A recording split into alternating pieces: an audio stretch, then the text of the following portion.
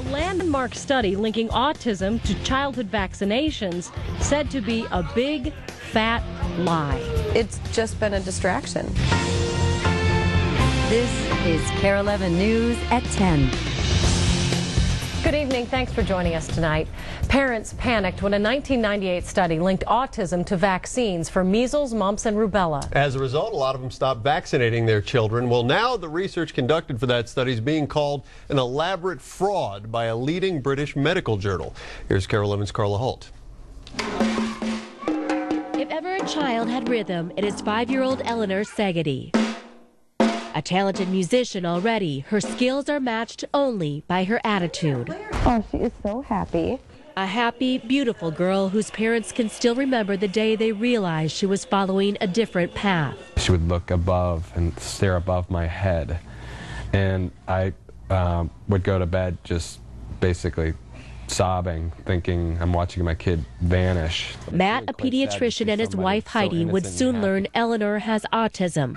But even then, they say they resisted what they considered the temptation to find a convenient culprit. I really just on some level feel like a little bit, like vindicated, validated for all the friends and all the people who've said over the years, like, do you think it's vaccines? Providing that so-called vindication, a new report lambasting the first ever study linking the childhood MMR vaccine to autism.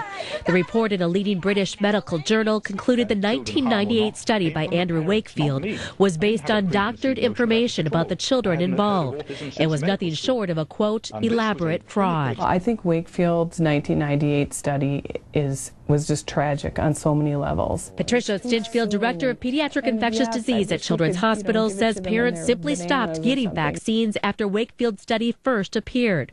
According to the Minnesota Health Department, the number of children getting the vaccine dropped nearly 5% in the last 8 years.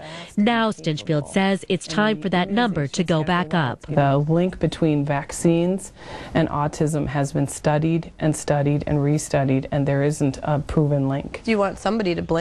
Heidi and Matt Segedy say they can understand why some parents hold on to the theory vaccines cause their child's condition.